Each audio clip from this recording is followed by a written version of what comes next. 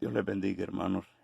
La lectura para esta noche la encontramos en el Evangelio de San Marcos, Marcos capítulo 8, versos 27 en adelante. Dice la palabra del Señor de esta manera. Saliendo Jesús y sus discípulos por las aldeas de Cesarea de Filipo, y en el camino preguntó a sus discípulos diciéndoles, ¿quién dicen los hombres que soy yo? Ellos respondieron, unos Juan el Bautista, otros Eliseo, otros algunos de los profetas. Entonces él les dijo, ¿y ustedes quién dicen que soy? Am, Vemos aquí al Señor Jesús haciéndoles una pregunta bien directa a los discípulos. Primero pidió la opinión de la gente y luego pidió la opinión personal de cada uno de ellos. Y entonces, para nosotros no es distinto. También Jesús nos hace una pregunta que es bien personal para cada uno de nosotros. Y a veces hasta me atrevo a decir que aún la salvación del alma de nosotros depende de la respuesta que exista dentro de nosotros.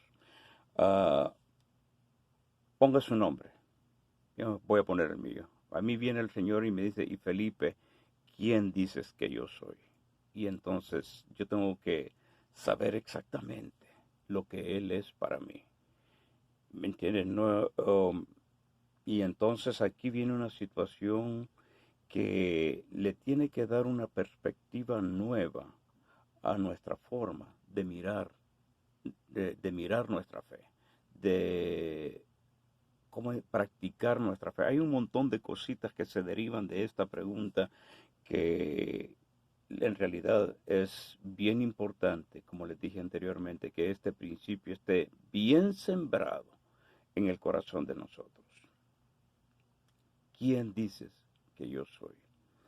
Y bueno, la palabra nos dice de que Jesús es el Señor. Y esta cuestión del señorío de Cristo tiene que estar bien clara en la mente y en el corazón de cada uno de nosotros. Podemos decir de, oh, Jesús es Dios, Jesús es nuestro sanador, Jesús es nuestro proveedor, Jesús es mi mejor amigo. Podemos decir un montón de cosas, pero cuando les dije que hasta nuestra salvación puede depender de la respuesta que tengamos, es, por ejemplo, cuando el carcelero tiene a Pedro y a su compañero en la cárcel, y Silas creo que es, y entonces, señores, ¿qué tengo que hacer para ser salvo? Y Pedro le dice que si confesares con tus labios que Jesucristo es el Señor, escuche bien, es el Señor, y que Dios lo resucitó de entre los muertos, entonces serás salvo tú y tu casa. Fíjese, de la respuesta de este hombre estaba prácticamente dependiendo su salvación. Pero hay una cuestión cuando decimos Señor, y nosotros los cristianos tenemos que tener términos bíblicos para decirle Señor a Jesús. No podemos decirle Señor con los términos humanos modernos que hoy tenemos. Hoy cualquier persona puede ser Señor, pero no serlo en el sentido de que la palabra de Dios nos indica. Señor en la palabra de Dios es una cosa mucho más profunda, más compleja y tiene un efecto mucho mayor en nuestras vidas. Y entonces, hermanos, dependiendo de esta respuesta a Dios acerca de quién es Jesús para nosotros, hasta nuestra salvación va en cuenta. Que si confesares con tu boca de que Jesús es el Señor, escuche bien, de que Jesús es el Señor, no los señores, no uno de los señores, es el Señor por excelencia, y que Dios le resucitó de entre los muertos, serás salvo tú y tu casa. Y entonces tenemos que entender entonces qué es lo que dice la Biblia acerca del señorío bíblico. Entonces, para definir bien esto del señorío bíblico, vamos a irnos a la palabra de Dios nuevamente en el libro de Mateo, capítulo 18, versos 23 en adelante, que dice: por lo cual el reino de los cielos es semejante a un hombre, rey, que quiso hacer cuentas con sus siervos. Tengan en cuenta esto, el reino de los cielos es semejante a. Y entonces dice, con sus siervos, y comenzaron a hacer cuentas, le fue presentado uno que le debía 10,000 talentos, mas a este no pudieron, mas a este, no pudiendo pagar, mandó su señor venderle, y a su mujer, e hijos, con todo lo que tenía, y que se le pagase. Fíjense que el alcance, la autoridad, el dominio que este señor tenía sobre su siervo, como no podía pagarle la deuda, ordenó que se vendiese a su mujer, a sus hijos, todo lo que tenía. ¿Sabe por qué? Porque este señor rey era el dueño total, absoluto de todo lo que este hombre era y poseía. Y entonces cuando Jesús dice que el reino de los cielos es semejante a un señor rey, ¿quién es este señor rey para nosotros? Es Dios, Jesús. Y entonces esto nos da a entender de que nosotros somos total propiedad de Dios. Y con esto en mente, me da la impresión a mí de que yo no me puedo mover ahora que ya soy siervo de Dios con la libertad con que yo me movía anteriormente, porque de una forma voluntaria yo he reconocido el señorío de Él sobre mí, y entonces con ello he renunciado a todos mis derechos, a todos mis privilegios, con tal de que mi Señor pueda tener mis servicios. Quiero que pausemos aquí y vayamos poniendo nuestros pensamientos en orden al respecto de Dios. Que si confesares con tus labios que Jesús es el Señor, aquí estamos viendo una descripción de lo que este Señor es, el dueño de todo lo que soy y tengo. Y entonces yo ya no me puedo mover con la libertad con que me movía cuando el señorío de Jesucristo no existía en mi vida. Ahora tengo un dueño que me dicta cómo yo tengo que moverme, qué es lo que tengo que hacer, e incluso si es dueño de todo, mis pensamientos son de Él, mis emociones son de Él, y Él tiene que dirigirlas en todo tiempo. Yo ya no me mando solo, me manda el Señor. Y no puedo venir ahí.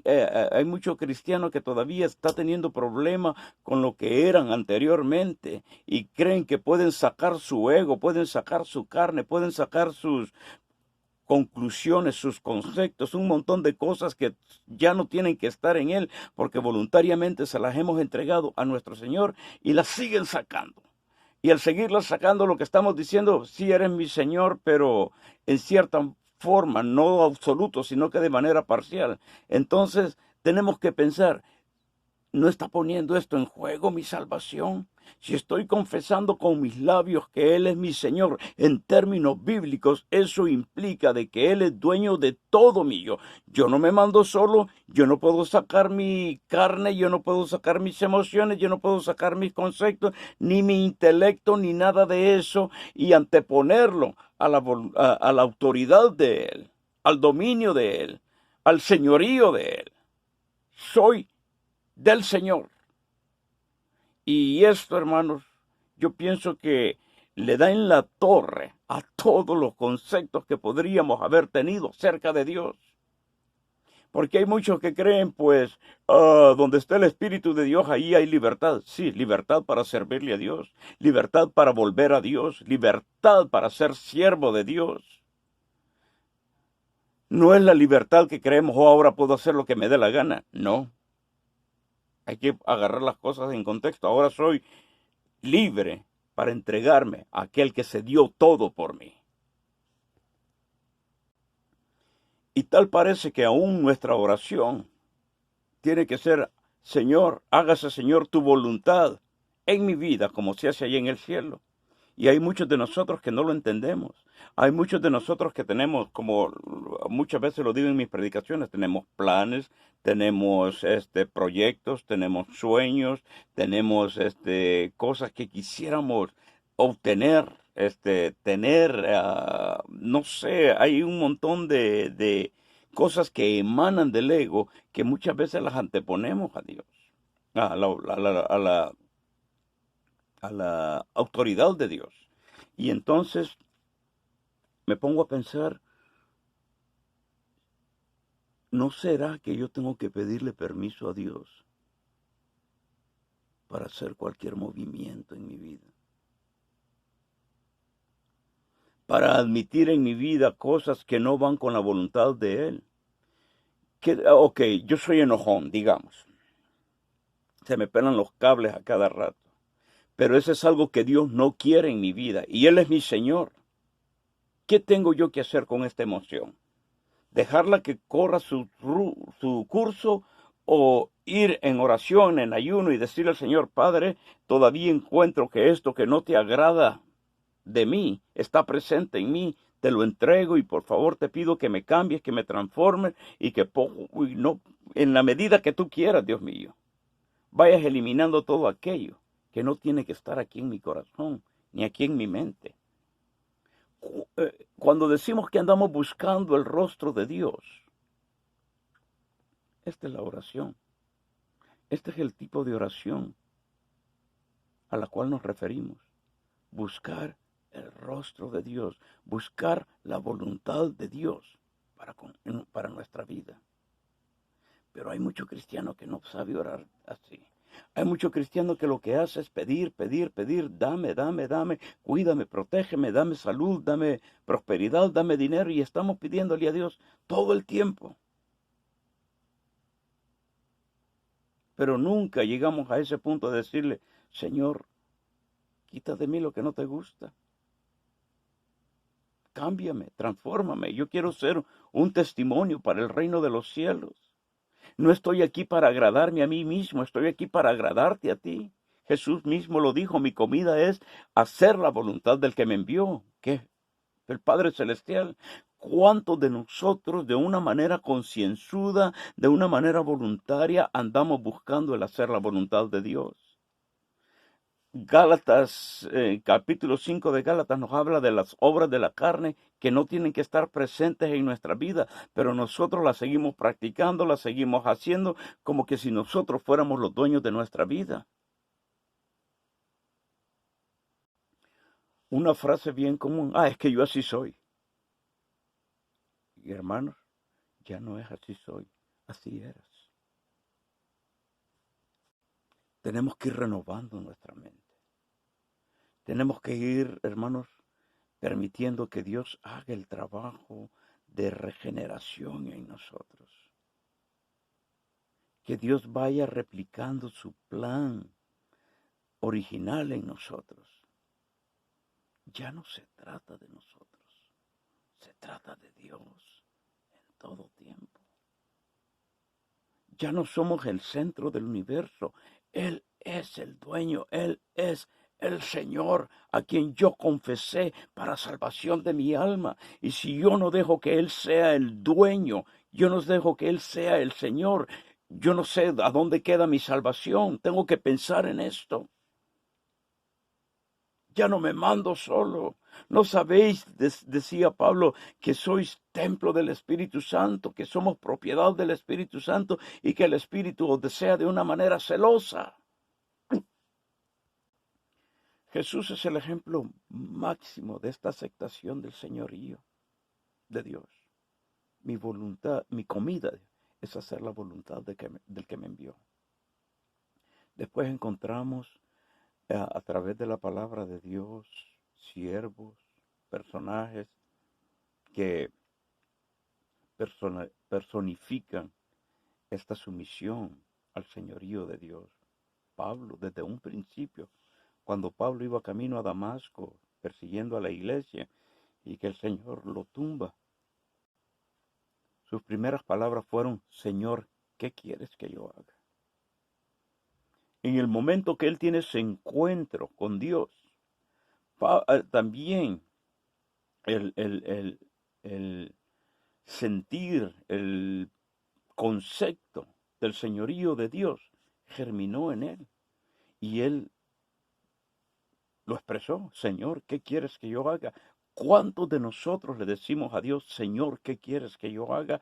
Y nos vamos en obediencia a hacer lo que Él nos manda hacer. Nosotros le sacamos a la voluntad de Dios, le sacamos a incomodarnos por Dios. Hay hasta ir a la iglesia, algo tan sencillo, nos cuesta.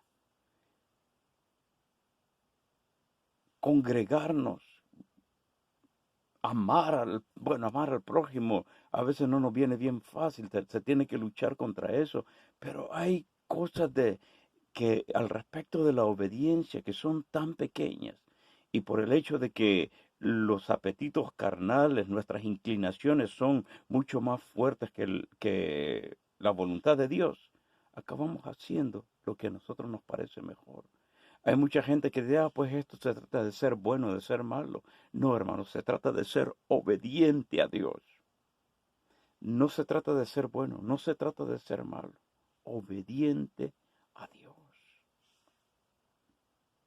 Y hay mucho creyente que todavía no agarra la onda, no entiende esto. Ha agarrado el cristianismo como una religión más, han vulgarizado la palabra de Dios. Estos no son reglamentos, estos son principios en nuestro corazón. Al principio, cuando a los judíos, a los hebreos, Dios les dio la ley, era porque los iba a encaminar de un periodo de niñez, adolescencia, a uno de madurez espiritual. Y ahora nosotros somos esos creyentes maduros que buscamos de todo corazón el hacer la voluntad de Dios. Ya no estamos sujetos a la ley.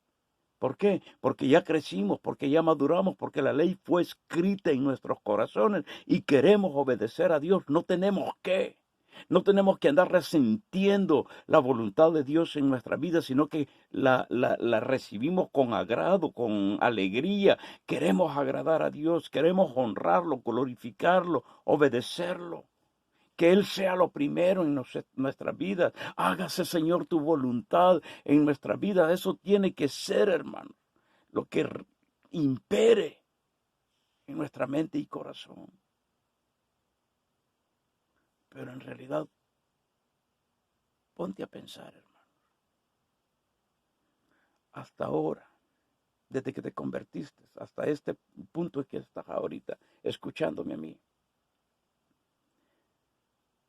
¿cuánto tiempo has estado honrando esa confesión de fe? Cuando le dijiste al Señor: tú eres mi Señor. Y hago este silencio para que piensen. ¿Cuántos en realidad le dijimos al Señor: eres mi Señor, no me mando solo? Es bien difícil de eliminar esto. Muchas veces el diablo entra en acción y nos confunde, nos distrae, nos hace creer de que lo que sentimos, que es que yo así soy, esto es lo más legítimo y yo no voy a ser mentiroso ni hipócrita delante de Dios. ¿Sabes qué, hermano? Deja de estar poniendo excusas. Tú eras lo que dices que eres. Si de veras te has convertido, eras. Y si esto persiste, si tú no quieres renunciar, eso quiere decir de que nunca te has convertido en realidad. Adoptaste la religión cristiana, pero nunca la fe cristiana.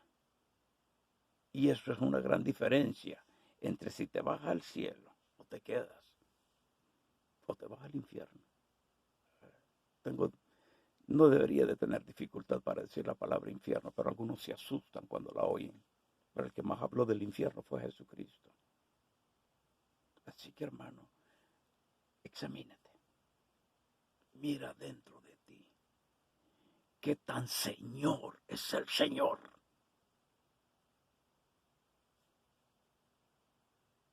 ¿Es Él en realidad tu Señor o tú te sigues mandando solo? ¿Es Él el centro de tu universo o tú quieres seguir siendo el centro del universo? En realidad bíblicamente hablando, hay una gran diferencia entre la palabra siervo y la palabra Señor. La palabra que la Biblia usa para decir Señor, hermanos, implica que Él es tu dueño total, que Él es tu Dios, que Él es la autoridad máxima en tu vida.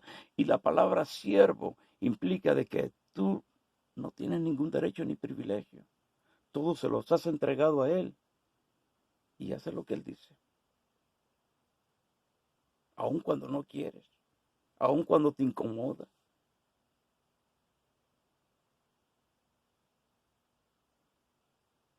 Pero hermanos, es hora de que vayamos saliéndonos del kinder espiritual. Jesús es el Señor.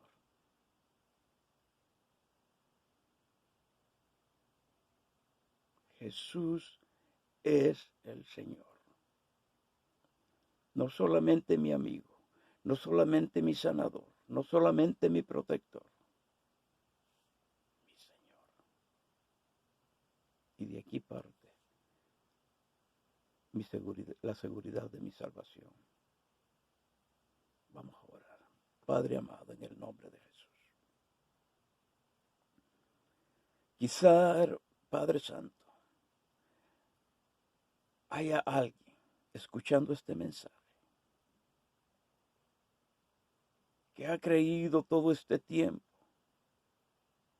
que ha sido salvo, pero ha estado viviendo a su manera personal. Cuando lo que tú nos dijiste, cuando veníamos en pos de ti, cuando andábamos buscándote, el que quiera venir en pos de mí, niéguese a sí mismo. Y quizás no entendimos eso de negarnos a nosotros mismos. Pero ahora, Señor, acomodando esto con el concepto de que tú eres nuestro Señor, nos damos cuenta, bendito Dios, de que quizás hemos tenido una fe parcial y no absoluta. Hemos tenido una obediencia a medias y no total. Pero hoy, bendito Dios, venimos, Señor, pidiéndote perdón primeramente, porque sin darnos cuenta nosotros nos estábamos encadenando solos. Estábamos escuchando la voz del tentador. Estábamos escuchando nuestra propia voz. Estábamos alejándonos de ti. Pero hoy, bendito Dios, venimos a declarar que tú eres nuestro Señor. Y Padre bendito, te pedimos que tu espíritu vaya cambiando nuestro interior. Que tu espíritu nos quite, Señor, los conceptos que hemos agarrado de la vida, las convicciones, las experiencias que nos formaron, Señor.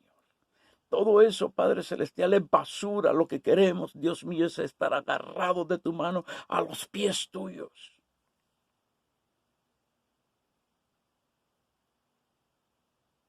Confesando con todo nuestro ser que tú eres nuestro Señor. Perdónanos, límpianos y ayúdanos, Señor, a que el resto de nuestros días los caminemos en el temor de ti, agarrados de tu mano, en obediencia absoluta. Y que esto también, mi Dios, se lo enseñemos a aquellos a quienes ministramos. Gracias, amado Dios, por lo que ya hiciste, por lo que estás haciendo y por lo que harás. En el nombre de Jesús. Amén. Y amén. Hermanos, come y bebe, que largo camino nos espera. Esta batalla contra el ego es bien difícil para muchos, pero con el poder de Dios todo es posible. Y podemos llegar, hermanos, al punto donde Dios nos quiere que estemos. Que Dios los bendiga a todos. Y bueno, este domingo tenemos nuestro servicio en línea a través de Zoom a las 10 de la mañana. Voy a abrir la sesión como unos 15 minutos antes de las 10 para que todos vayan entrando. Esta vez no hay necesidad de que yo los admita. Estoy descubriendo muchas cosas acerca de esta aplicación y me estoy dando cuenta de que hemos estado, bueno, aprendiendo. Y hoy me doy cuenta de que usted simplemente cuando le llegue la invitación va a hacer clic en el enlace que le voy a mandar y hermanos, automáticamente ya está adentro de la iglesia virtual. Así que, hermanos, ya no hay forma de evitar el no estar juntos en línea. Solo hágale clic al enlace que está en la invitación y automáticamente usted va a aparecer dentro de la iglesia virtual. Si le quita en la aplicación el micrófono, la cámara y el micrófono los activa, usted va a poder ver a los demás hermanos, verse a usted mismo, hermanos, y va a imitar un montón el estar reunidos en en la capilla. Así que yo los espero, hermanos. Como les dije, un cuarto para las 10, la sesión va a estar abierta para que todos entren y entonces así de esa manera a las 10 comenzamos. El que no pueda llegar a tiempo, no se preocupe, va a ingresar a la reunión automáticamente cuando haga clic en el enlace. Y de esa forma, hermanos, vamos a tener un servicio mucho más glorioso que los que hemos estado teniendo en línea, en que solo llegan poquitos. Hemos tenido 2 sesiones de oración en esta semana y bueno, una docena de hermanos más de una docena de hermanos han estado, porque yo sé que algunos se congregan, varios se congregan en un solo teléfono. Así que la información de la aplicación me está diciendo hay 11 personas, pero en realidad hay como 15, 16 en realidad. Y bueno, podemos ahí interactuar, ¿me entiende? Hablar unos con otros. Sí les voy a pedir un favor, que cuando esté la predicación, todos pongan su micrófono en mudo para que no se estén oyendo los ruidos de su casa y estén interfiriendo con la predicación. Va a ser una especie de reverencia virtual la que vamos a tener. Apague el micrófono, es cuando le aparece la rayita roja al micrófono y bueno, no se oye su voz, no se oye los ruidos de su casa y usted está escuchando solo a la persona que está hablando. Si necesita hablar, pues entonces hay una cosa ahí donde dice que usted está levantando la mano y entonces podemos pausar la predicación y prestarle atención a lo que usted tiene que decir. Solo le quita lo mudo al teléfono y ya se va a escuchar su voz. Um, pero tratemos de minimizar esta situación lo más que podamos. Amén. Porque todos tenemos que ser ministrados por la palabra del Señor. Tenemos que prestarle atención a la predicación que el predicador nos está trayendo. Eh, y esto lo vamos a estar haciendo, hermanos, durante la semana. Martes, miércoles, jueves. No, martes, miércoles y, y viernes vamos a estar teniendo oración. Las hermanas se van a estar reuniendo en esos días de 8, martes y viernes, es para mujeres solamente. Se van a estar reuniendo de 8 a 9 para orar e interceder. ¿Me entiendes? Y la oración general de la iglesia la vamos a estar haciendo el miércoles de 7 a 8 para, hermanos, orar por las cosas del reino de los cielos. Y claro, siempre tenemos una porción de la oración para presentar nuestras peticiones personales a Dios. Así que martes, miércoles y viernes tenemos oración en Zoom. Se les va a mandar la invitación. El- la, la, la reunión va a estar abierta para que solamente entren. Y como les digo, ahí podemos interactuar unos con otros. Los viernes sí, al igual que ahora, les voy a estar mandando un video con la predicación a través de YouTube. Clique a usted en el enlace que le voy a mandar de YouTube y ya puede ver el video ahí en su teléfono, su computadora, su tableta, lo que usted quiera usar. Pero de esa manera estamos nutriéndonos con la palabra de Dios y bueno, pues tiempo de pandemia, tiempo de estar encerrado, pero que no nos impida, que no limite a Dios todo esto. Amén. Vamos a hacer lo mejor que podamos para mantener la llama encendida. Que Dios me los bendiga a todos. Los espero el lunes en la iglesia virtual. Que Dios les bendiga a todos.